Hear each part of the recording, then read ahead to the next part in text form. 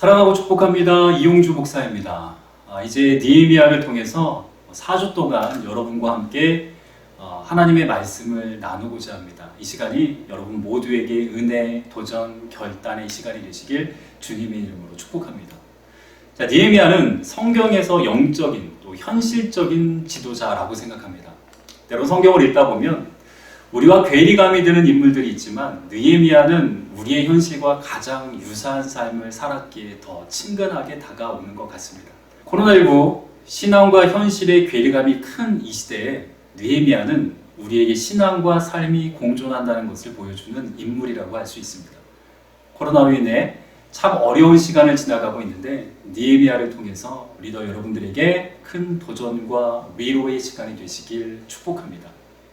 총 4번의 시간 동안 일상, 관계, 사역 속에서 우리가 가져야 하는 자세와 코로나19 시기에 우리의 영성을 어떻게 관리해야 하는지에 대해서 함께 나누게 될 것입니다. 자, 먼저 오늘 말씀에 들어가기 전에 느헤미야에 대한 간단한 개요를 여러분들에게 설명해 드리겠습니다. 자, 느헤미야 저자는 느헤미야고요. 수신인은 포로기 이후의 이스라엘 백성들 또 현재 우리들이라고 보시면 됩니다. 자, 느헤미야 구조는 총 두 부분으로 구성이 되어 있는데요. 재건이라고 하는 주제를 통해서 1장부터 7장까지는 성벽 재건, 그리고 8장부터 13장까지는 영적 재건의 내용을 다루고 있습니다. 자, 이외에 여러분들이 느헤미야에 대한 배경 지식으로 멸망 사건과 또 포로 귀환 사건에 대해서 알아두시면 참 좋습니다. 자, 남유다, 이스라엘은 북이스라엘과 남유다로 구분이 되어 있었잖아요. 근데 남유다는 바벨론에 의해서 멸망을 당하게 되는데 총 3번에 걸쳐서 멸망을 당합니다. 자, 먼저 605년에 1차 멸망을 당하는데, 자, 이때는 다니엘을 비롯한 유다 귀족층들이 포로로 다 잡혀갑니다. 자, 그리고 597년에 2차 멸망을 당하는데, 이때는 왕이었던 요화긴, 에스겔 등 전문 종사자가 포로로 잡혀갑니다. 자, 3차 멸망이 있는데 586년에 이루어집니다. 이때는 유다 하층민을 제외한 대부분의 사람들이 다 포로로 잡혀가게 됩니다. 자, 이렇게 포로로 바벨론에 잡혀갔던 사람들, 자, 그들은 또 3번에 걸쳐서 고국으로 돌아오게 되거든요. 자, 물론 바벨론을 장악했던 페르시아로부터 이 포로 귀환이 이루어집니다. 자, 마찬가지로 3번에 걸쳐서 이루어지는데요. 1차 포로 귀환은 BC 537년에 이루어집니다. 자, 이때 포로를 인도했던, 포로 귀환을 주도했던 지도자는 바로 스룹바벨이 되겠고요. 이들이 와서 하는 것은 바로 무너진 성전을 재건하는 것입니다. 자, 2차 포로 귀환은 458년에 이루어졌는데요. 이때는 통원 문제가 심각했기 때문에 에스라를 통해서 영적 각성 운동을 진행했습니다. 자, 3차 포로 귀환은 BC 444년에 이루어졌고요. 이때 느헤미야를 필두로 해서 백성이 돌아오게 되는데, 이때 와서 진행하는 것이 무너진 성벽을 재건하고 언약을 갱신하는 내용을 기록하고 있습니다. 자, 바로 이 3차 포로 귀환 때에 나타났던 일들을 기록하는 것이 바로 느헤미야서가 되겠습니다. 자, 이제 이 느헤미야를 통해서 우리에게 주시는 말씀을 나누게 될 텐데, 먼저 1장을 통해서 오늘 주시는 말씀을 함께 나누면 좋겠습니다. 자, 첫째로 일상에서 하나님의 음성을 들으십시오. 자, 먼저 1절부터 3절까지의 말씀을 제가 읽어드립니다. 하가라의 아들 느헤미야의 말이라. 아닥사스다 왕 제20년 기스르월에 내가 수산궁에 있는데 내 형제들 가운데 하나인 하나니가 두어 사람과 함께 유다에서 내게 이르렀기로 내가 그 사로잡힘을 면하고 남아있는 유다와 예루살렘 사람들의 형편을 물은즉 그들이 내게 이르되 사로잡힘을 면하고 남아있는 자들이 그 지방 거기에서 큰 환난을 당하고 능욕을 받으며 예루살렘 성은 허물어지고 성문들은 불탔다 하는지라. 아멘. 고대 중동 지도를 보면 이스라엘과 유다의 거리는 상당히 먼 거리입니다. 이스라엘에서 페르시아의 수산궁까지는 약 1000마일, 즉 1600km를 이동해야 도착할 수 있는 곳이었죠. 그리고 이는 적어도 2개월가량 걸어서 가야 되는 먼 여행길이었습니다. 자, 오늘 말씀에 보면 이처럼 먼 길을 마다하지 않고 느헤미야의 동생 하나니가 느헤미야에게 왔죠. 지금 이스라엘 상황이 좋지 않거든요. 성전을 다시 건축했지만 그 후 다시 침체의 시기를 걷고 있습니다. 하나님은 그 이야기를 그래도 유력한 위치에 있었던 형에게 보고하기 위해서 형을 찾아온 것이죠. 느헤미야의 입장에서 보면 이 사건은 예정된 일이나 계획된 사건이 아니었습니다. 어느 날 갑자기 동생이 찾아와 고향의 이야기를 듣게 된 것이죠. 고국의 상태, 상황, 성벽이 무너진 이야기, 예루살렘이 재건되었지만 다시 어려워진 상황을 하나하나 다 느헤미야가 듣게 되는 겁니다. 후에 알지만 바로 이 사건이 느헤미야가 고국으로 돌아가 성벽을 재건하는 시발점이 됩니다. 여러분, 하나님은 이미 이스라엘의 회복을 계획하셨죠. 그리고 그 계획을 위해서 하나님은 1600km의 거리에 있던 하나니를 움직이십니다. 왜냐하면 느헤미야를 사용하시기 위해서죠. 그리고 이 사건은 바로 형과 동생의 대화로부터 시작되었습니다. 여러분, 이 말씀은 하나님께서 오늘 우리들의 삶에서 어떻게 일하시는지 엿볼 수 있는 귀한 말씀이 됩니다. 여러분, 이 말씀을 한번 들어보세요. 사명은 일상에 숨어있다. 다시요. 사명은 일상에 숨어있다. 때론 우리는 이런 꿈을 꿉니다. 우리는 어떤 특별한 경험을 하기를 원해요. 특별한 부르심이 있기를 원합니다. 근데요, 하나님이 우리를 부르시는 자리는 그렇지 않은 것이 대부분입니다. 일상의 대화가, 일상의 예배가, 일상의 만남이 하나님이 우리를 부르시는 사명의 자리, 하나님의 음성을 듣는 자리가 될 수가 있습니다. 자, 오늘 느헤미야는 동생이 찾아올 것을 알지 못했어요. 근데 그가 동생을 만나 대화하는 바로 그 시간에 자신의 비전을 발견하는 자리가 되었다라고 하는 것이죠. 여러분, 이 말을 마음에 새기면 좋을 것 같습니다. 하나님은 일상을 바꾸시지 않고 일상에 개입하신다. 하나님은 일상을 바꾸시지 않고 일상에 개입하신다. 일상을 변화시키려 하지 말고 일상에서 말씀하시는 하나님을 발견하시기 바랍니다. 1800년대쯤요, 미국 보스턴에서 한 교회에 에드워드 킴볼이라는 주일학교 교사가 있었습니다. 어느 날 주일학교에 한 소년이 등록을 했죠. 그 소년은 삼촌의 권유로 주일학교에 나왔습니다. 자, 킴볼 선생님은 소년에게 성경을 가르치고자 했으나 구두방에서 일하는 그 아이는 성경도 없었고요, 글자도 모르는 문맹이었습니다. 선생님은 그에게 성경을 사줬어요. 그리고 글을 가르치기 시작했습니다. 만날 때마다 그를 위해 기도하고요, 자주 그의 머리에 손을 얹어 축복해 주셨습니다. 여러분, 그 아이가 누구인지 아시나요? 그가 바로 세계적인 전도자로 100만 명을 그리스도에게 인도한 드와이트 무디입니다. 무디는 위대한 전도자로 훈련을 받은 것이 아니라 선생님의 인도로, 주일학교 선생님의 인도로 복음의 전도자로 자랐습니다.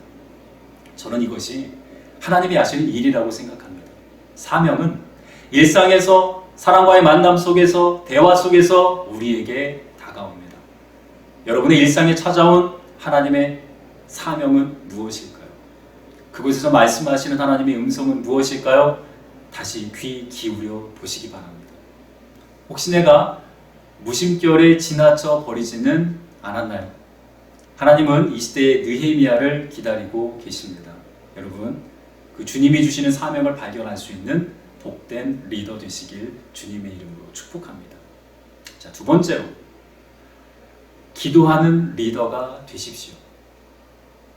자, 5절 말씀을 제가 읽어드립니다. 이르되 하늘의 하나님 여호와 크고 두려우신 하나님이여 주를 사랑하고 주의 계명을 지키는 자에게 언약을 지키시며 긍휼을 베푸시는 주여 간구하나이다. 자, 성경의 인물들 가운데 느헤미야는 가장 현실적인 지도자라고 말씀을 드렸습니다. 다른 말로 표현하면 이렇게 말할 수 있을 것 같아요. 사람 냄새 나는 지도자이다. 자, 그의 삶을 말씀을 통해 보면 오늘 우리들에게 한 사람의 신앙인으로 어떻게 살아가야 하는지를 보여줍니다. 느헤미야, 본인이 무엇을 해야 할지 하나님으로부터 듣게 되었죠. 그러나 그 후 그의 삶에 어드벤처 같은 이야기가 시작되지 않았습니다. 변화되고 바뀐 것은 없었죠. 그렇지만 느헤미야는 바로 그때 기도했습니다. 이 마음을 품고 울며 하나님 앞에 간구하는 거죠. 자, 이 말씀은 우리에게 신앙생활에서 무엇이 중요한지를 알게 합니다. 그것은 기도입니다. 하나님은 당신의 일을 위해서 우리를 사용하십니다. 우리에게 찾아오셔서 우리가 무엇을 해야 할지 말씀하시죠. 그리고 분명히 하나님은 그 일을 이루실 것입니다. 그러나 그 사명을 이루는데 하나님은 우리의 기도를 필요로 하십니다. 여러분, 요한계시록을 보시면 일곱째 나팔, 일곱째 대접으로 심판에 대한 이야기를 기록해 놓고 있습니다. 자, 심판에 대한 상징적인 표현인데 이 일이 시작될 때마다 그 앞에 빠지지 않는 내용이 있습니다. 이것이죠. 5장 8절에 보니까 그 어린 양 앞에 엎드려 각각 검은과 향이 가득한 근 대접을 가졌으니 이 향은 성도들의 기도들이라. 8장 3절에 보니까요. 이는 모든 성도들의 기도와 합하여 보좌 금제단에 드리고자 함이라. 이 내용을 기록한 후에 하나님의 심판이 시작됩니다. 하나님의 일이 시작되기 전에 꼭 성도들의 기도가 하나님께 올라간다라고 하는 이야기를 기록해 놓고 있습니다. 여러분, 이건 굉장한 신비입니다. 하나님은 당신의 일을 하시면 되는데 그 일을 위해서 우리의 기도로 함께 그 일을 이루어 가십니다. 여러분, 하나님께서 여러분에게 말씀하시는 소리를 들으셨습니까? 느헤미야처럼 고국을 구하는 일은 아닐지라도 각자마다 주신 마음이 있을 것입니다. 그때 여러분, 기도하십시오. 그 마음을 가지고 느헤미야처럼 하나님께 올려드리십시오. 기도는 능력입니다. 기도는 하나님의 사명을 이루는데 빠져서는 안 되는 필수 요소입니다. 기도하는 사람은 하나님과 동역하는 사람이고, 기도하는 사람은 하나님의 사명을 이루는 사람입니다. 여러분, 기도하는 리더가 되십시오. 자, 세 번째로 하나님의 비밀을 발견하는 리더가 되십시오. 제가 11절을 여러분들한테 읽어드립니다. 주여 구하오니 귀를 기울이사 종의 기도와 주의 이름을 경외하기를 기뻐하는 종들의 기도를 들으시고 오늘 종이 형통하여 이 사람 앞에서 은혜를 입게 하옵소서 하였나니 그때 내가 왕의 술관원이 되었느니라. 자, 느헤미야의 기도가 계속 기록되고 있는데요. 내용 가운데 이런 이야기가 기록되고 있습니다. 이 사람 앞에서 은혜를 입게 하옵소서. 이 사람이 누구입니까? 바로 자신이 섬기는 왕이죠. 자, 느헤미야는 페르시아에서 술 맡은 관원장으로 왕을 섬기고 있었습니다. 자, 술 맡은 관원장은 왕에게 술이 드려질 때 마지막으로 그 술에 독이 있는지 없는지를 관장하는 아주 매우 중요한, 그리고 중요한 관직임을 우리가 알 수가 있습니다. 바로 느헤미야가 이 위치에 있는 거예요. 자, 기도를 하다 보니까 근데 하나님이 당신의 마음을 느헤미야에게 부어주십니다. 이런 마음이 있는 거예요. 내 섬기는 왕을 통해서 이 일이 일어나겠구나. 자, 내가 섬기는 왕을 통해서 이 상벽 재건에 대한 일들이 진행되겠구나. 자, 그런 마음이 느헤미야가 있었던 거죠. 자, 왜 이 이야기를 나에게 하나님이 알려주셨을까? 이 일은 분명히 일어날 것인데 내가 왜 여기 페르시아 왕 옆에서 술 맡은 관원장으로 일을 하고 있을까? 그러면서 한 깨우침이 느헤미야에게 있었습니다. 그래, 내가 이때를 위해서 여기 존재하는구나. 내가 섬기는 이 페르시아 왕을 통해서 하나님은 일하시겠구나. 그래서 이렇게 기도를 합니다. 이 사람 앞에서 은혜를 입게 하옵소서. 다시 말해 하나님께 이에 대해서 어떻게 생각하고 계신지 알고 고백하고 있다라고 하는 거죠. 구체적으로요, 이 일이 어떻게 이루어질지는 느헤미야는 잘 몰랐습니다. 근데 적어도 하나님께서 내가 섬기는 왕을 통해서 이 일이 일어날 것임을 그가 알고 있었다라고 하는 거죠.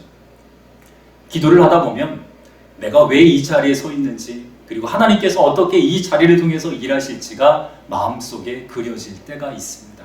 이것이 바로 기도의 비밀입니다. 제 동생은 고등학교 선생님입니다. 선생님이 되기 위해서는 임용고시를 합격을 해야 되잖아요. 자, 동생이 이제 이 시험을 앞두고 참 많이 제가 기도했었습니다. 공부를 잘했던 친구인데 2번이나 시험에 떨어진 상태였죠. 이제 3번째가 마지막이라는 생각을 가지고 도전을 했습니다. 동생을 위해서 기도를 하는데 이런 마음이 들더라고요. 아, 이번에는 동생이 합격하겠구나. 자신의 비전을 이제 이 교직을 통해서 이루어 가겠구나. 강한 확신의 마음이 제 마음에 왔고 그리고 합격할 줄 알았습니다. 첫 번째 필기시험을 치르고 전화가 왔어요. 너무 잘 봤다고. 당연한 거죠. 근데 두 번째 면접을 하고 또 전화가 왔습니다. 면접을 보고 난 후에 동생이 울면서 이렇게 이야기를 해요. 면접을 망쳤다고. 면접관이 질문을 하는데 제대로 답한 게 하나도 없다고. 이제 떨어졌다고. 3년 동안 그렇게 죽으라고 했는데 너무 아프고 힘들다고. 제가 위로하고 전화를 끊었습니다. 근데 마음속으로 제가 이렇게 답을 했어요. 동생에게 이야기하지 못했지만 하나님의 합격이라고 하셨는데 내가 잘못한 건가? 근데 얼마 지나지 않아 동생이 다시 전화가 왔습니다. 합격했다고. 알고 보니 면접 점수는 정말 안 좋은데 필기 점수가 다른 사람보다 월등하게 좋아서 합격했다고 합니다. 제가 그때 깨달았어요. 하나님은 살아 계시구나. 그리고 당신의 마음을 분명하게 나누어 주시기도 하는구나. 여러분, 하나님의 마음을 알고 싶으십니까? 이 세대를 향한 아버지의 마음을 알고 싶으세요? 코로나19를 통해 하나님이 무엇을 하고 계신지 알고 싶으세요? 그럼 여러분 기도하십시오. 그때 하나님의 마음을 엿볼 수 있게 됩니다. 완벽하게 하나부터 10까지는 아니더라도 하나님의 마음을 여러분이 느낄 수 있을 것입니다. 이 비밀을 취하는 여러분 되시길 주님의 이름으로 축복합니다. 오늘 우리는 느헤미야 1장을 통해서 우리에게 주시는 말씀을 들었습니다. 여러분, 세 가지를 기억하면 좋겠어요. 첫 번째, 일상에서 하나님의 뜻을 발견하는 리더가 되십시오. 두 번째, 기도하는 리더가 되십시오. 세 번째, 하나님의 비밀을 엿보는 특권을 누리십시오. 여러분은 하나님께서 이 땅에 보내신 사명자입니다. 사명을 알고 기도하고 더 큰 하나님의 비밀을 보는 이 시대의 느헤미야가 되시길 주님의 이름으로 축복합니다. 다 같이 기도하시겠습니다. 참 좋으신 하나님 아버지, 오늘 느헤미야 우리 첫 번째 말씀을 함께 나눴습니다. 오늘 말씀을 들은 우리 사랑하는 리더 한 사람 한 사람 주님 축복하여 주시고, 이 코로나19를 통해서 어려운 시간을 지나갈 때 이 말씀이 저들에게 생명과 소망이 되도록 주님 인도하여 주옵소서. 무엇보다 말씀을 듣고 말씀대로 살아내는 복된 주인공 되도록 축복하여 주옵소서. 예수 그리스도의 이름으로 축복하며 기도합니다. 아멘.